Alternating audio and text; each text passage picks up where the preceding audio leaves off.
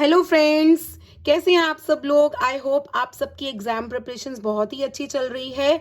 So friends, जैसे कि मैंने प्रॉमिस किया था आपसे अपनी लास्ट वीडियो में कि मैं आपको हाईलाइट पॉइंट्स देने वाली हूं to memorize the difference between preference shares and equity shares. Equity shares को मैं डिस्कस कर चुकी हूं, तो आज की वीडियो में मैं डिस्कस करने वाली हूं प्रेफरेंस शेयर्स को कि प्रेफरेंस शेयर्स क्या होते हैं और किन किन पॉइंट्स के बेसिस पे हम प्रेफरेंस शेयर्स को अपने माइंड में याद रख सकते हैं, ताकि पेपर के अंदर केस स्टडीज बेस्ड क्वेश्चंस को सॉल्व करने में हमें बिल्कुल भी प्रॉब्लम ना आए और बहुत ही इजीली हम ट्रिकी क्वेश्चंस को भी बहुत ही इजी टेक्निक से सॉल्व कर सकें। So let's begin the video now. So friends, first point is rate of dividend. Rate of dividend is fixed in case of preference shares. So preference shares के case में जो dividend का rate होता है वो पहले ही फिक्स्ड होता है। कैसे, इस एग्जाम्पल की हेल्प से समझ लेते हैं। जैसे कि यहाँ पे एक एग्जाम्पल लिखा हुआ है, ABC company limited issued 10% 20,000 preference shares of ₹100 each. तो क्या इसका क्या मतलब है कि एबीसी कंपनी जो है उन्होंने 20,000 के preference shares 10% rate of dividend pay issue किए हैं, जिसकी एक शेयर की फेस वैल्यू है ₹100। इसका मतलब है कि कंपनी के एक प्रेफरेंस शेयर्स की वैल्यू है ₹100। ऐसे ही कंपनी ने 20,000 शेयर्स इशू किए हैं और कंपनी ने ये भी बता रखा है कि वो कितना डिविडेंड देने वाली है प्रेफरेंस शेयर होल्डर्स को। सो ये जो 10% है इट इज फिक्स्ड। यहां से पता लगता है कि ऑलरेडी कंपनी के प्रेफरेंस शेयर होल्डर्स में जितने भी इन्वेस्टर्स इन्वेस्ट करेंगे उन्हें पहले ही पता है कि उन्हें इन रिटर्न प्रॉफिट्स में से कितना डिविडेंड मिलेगा। सो अगर मैं इसकी कैलकुलेशंस कर लूं, 20,000 इंटू 100 करेंगे तो इसकी कैपिटल बनेगी 20 lakh. So preference share capital will be 20 lakh और इसे अगर हम 10% से मल्टीप्लाई करते हैं which is rate of dividend, so the amount of dividend will be 2 lakh. So it clearly specifies that company will distribute 2 lakh rupees in the form of dividend to the preference share holders. तो preference share holders जो भी होंगे company के, उन्हें 2 लाख रुपए dividend company देगी। Next comes the point, liquidation of company. So capital will be repaid before making any payment to equity shareholders, but after settling all the claims of the creditors of the company. So simple सा point है कि जब भी company liquidate होगी, सबसे पहले company अपनी outsiders liabilities discharge करेगी। सारी तरह की short term long term liabilities जितनी भी हैं कंपनी की, सब डिस्चार्ज करने के बाद जो कंपनी डिस्ट्रीब्यूट करेगी वो कैपिटल में से, वो सबसे पहला शेयर रहेगा प्रेफरेंस शेयर होल्डर्स का। उसके बाद कंपनी के पास जो भी बच जाएगा वो इक्विटी शेयर होल्डर्स के पास जाएगा। क्यों? क्योंकि प्रेफरेंस शेयर्स हैं तो भाई प्रेफरेंस तो उन्हें ही मिलनी चाहिए। इक्विटीज को क्यों नहीं मिलेगी प्रेफरेंस? क्योंकि इक्विटी शेयर्स जो हैं, होल्डर्स जो हैं, वो कंपनी की ऑनरशिप भी तो एंजॉय कर रहे हैं, कंपनी के ऊपर पूरा कंट्रोल एंजॉय कर रहे हैं, ऑनरशिप राइट्स हैं, वोटिंग राइट्स हैं। इसीलिए वाइंडिंग अप के टाइम पे सबसे पहले प्रेफरेंस शेयर होल्डर्स को उनकी कैपिटल रीपे की जाएगी। Then comes the point, voting right. तो preference shareholders will not enjoy any sort of voting right which is possible in case of equity shareholders only, because preference shares को पहले से ही rate of dividend fix type of मिला हुआ है और वो उतना ही इन्वेस्ट करते हैं जितना कि उन्हें लगता है जरूरी है। ज्यादा रिस्क वो अपने साथ नहीं लेके चलते हैं और उन्हें पता है कि कितनी रिटर्न हमें आने वाली है, इसीलिए कंपनी उन्हें अपने वोटिंग राइट्स में इन्वॉल्व नहीं करती है। इन सारे पॉइंट्स का नटशेल निकलता है कि कंपनी में प्रेफरेंस शेयर होल्डर्स का जो रिस्क एसोसिएट होता है वो बहुत ही लो है। लाइक प्रेफरेंस शेयर होल्डर्स जितना भी इन्वेस्ट करते हैं बहुत सोच समझ के इन्वेस्ट करते हैं और वो रिस्क लेने के लिए रेडी नहीं होते हैं या बहुत ही स्लाइटली रिस्क लेते हैं, इसीलिए इस केस में रिस्क जो है वो लो है। और यही अगर मैं कंपेयर करूँ इक्विटी शेयर होल्डर्स के केस में, तो वहां रिस्क जो है वो ज्यादा रहता है, बिकॉज इक्विटी शेयर होल्डर्स को नहीं पता है कि उन्हें कितनी रिटर्न मिलने वाली है। अगर ज्यादा रिटर्न है तब भी उन्हें रिस्क ज्यादा रहता है अगर कम रिटर्न मिलती है तब भी उनका रिस्क का पोर्शन ज्यादा ही रहता है, तो वो एक रिस्क टाइप ऑफ प्लेयर्स हो जाते हैं। बट प्रेफरेंस ऐसी नहीं है, उन्हें सब कुछ पहले से ही पता है कि कितना रिटर्न जनरेट होगा, इसीलिए वो ज्यादा रिस्क अपनी इनकम के साथ या अपनी इन्वेस्टमेंट के साथ एसोसिएट नहीं करते हैं। Then comes the point steady income. Steady income again वही पॉइंट आ गया, fixed type of funds have been invested by the preference shareholders and the return is also fixed, amount is fixed, everything is fixed, risk is low, so the investors will get the stable income in return. So steady income means stable income. Investors जो हैं, जो preference shares में invest करेंगे, ultimately उन्हें stable income मिलेगी ही मिलेगी और उन्हें पता है कि उन्हें कितनी income मिलेगी. There comes the point, rate of dividend. So rate of dividend is higher. Yes, rate of dividend is higher, but compared to what? Compared to the rate of interest on debentures. अब debentures क्या होते हैं? Debentures debt document होते हैं, यानी कि company का कर्जा, कंपनी ने लोगों से जो कर्जा लिया है उन्हें debentures बोलते हैं. It is just a debt document which is secured in itself and being issued to the general public or the other persons or the companies also from whom one company has taken a loan in the form of debentures.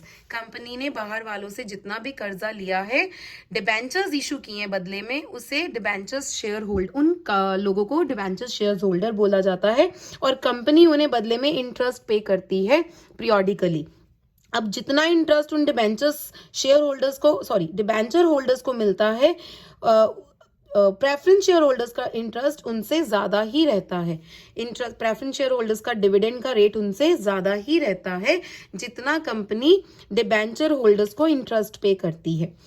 Then the last point is do not create any charge on assets of the company. Do not create any charge on assets of the company का मतलब है company किसी भी तरह से bound नहीं है अपने प्रेफरेंस शेयर होल्डर्स को डिविडेंड देने के लिए, यानी कि ऐसी कोई सिचुएशन क्रिएट नहीं होगी कि लाइक कंपनी को प्रॉफिट्स नहीं हो रहे हैं और कंपनी अपने एसेट्स वगैरह बेच के प्रेफरेंस शेयर होल्डर्स को डिविडेंड पे कर रही है.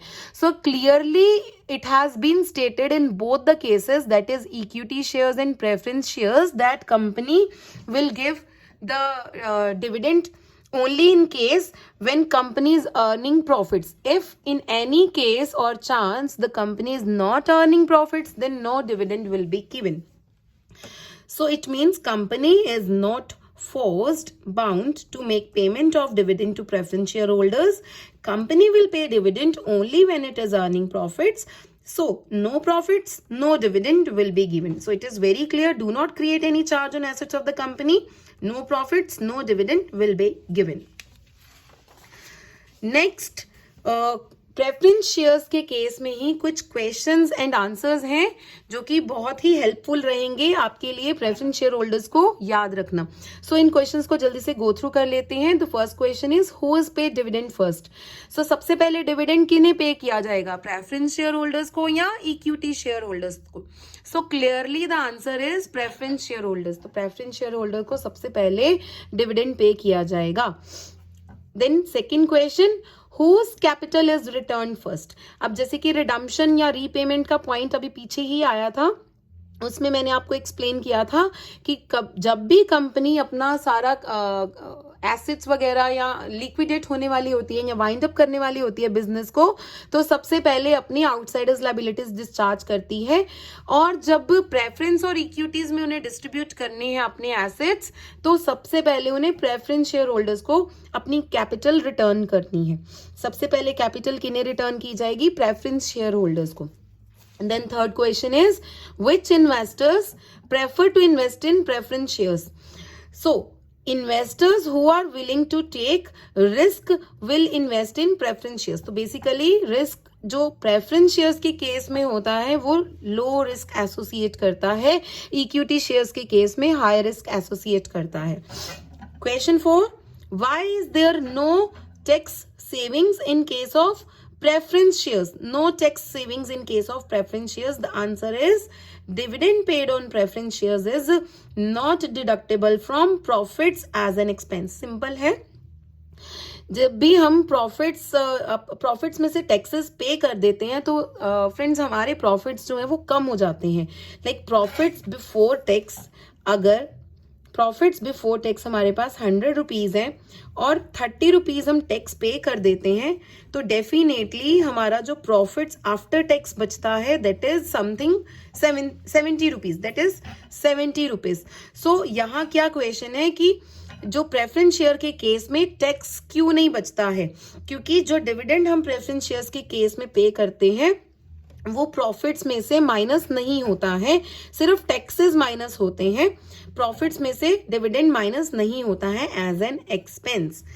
Next question is why is there no consistent return for the investors in case of preference shares. No consistent return. Dividend is payable to the preference shareholders only when the company earns profit. So कोई consistent return इसीलिए generate नहीं होती है preference share holders को क्योंकि ऐसा bound नहीं है, कंपनी इस तरीके से बाउंड नहीं है किसी भी सिस्टम में कि उन्हें हर साल डिविडेंड देना ही देना है.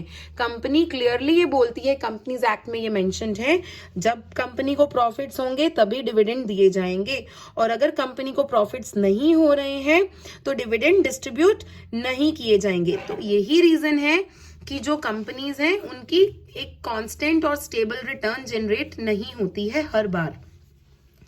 Last question is how do preference shares assume steady income. Steady income mean stable income. कैसे एज्यूम कर सकते हैं, क्योंकि रेट ऑफ रिटर्न फिक्स्ड है. तो रेट ऑफ रिटर्न फिक्स्ड है, उन्हें पता है कि उन्हें हर साल कितना डिविडेंड मिलेगा. So on that basis, they can assume the stable income. Answer is they earn fixed rate of return and ensure safety of investment. उनका rate of return fixed है, amount of dividend fixed है. On that basis, उन्हें बहुत ही security और safety feel होती है अपने funds invest करके.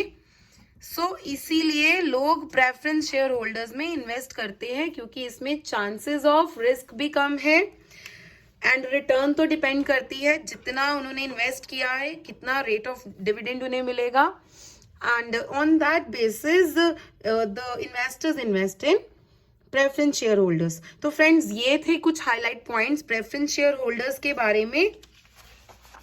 जल्दी से स्क्रीनशॉट ले लीजिए इन नोट्स का और आप इन्हें फर्दर अपने एग्जाम टाइम पे इजीली रिवाइज कर सकते हैं. एंड मेरी फर्दर वीडियोस के लिए मेरे चैनल को सब्सक्राइब कर लीजिए.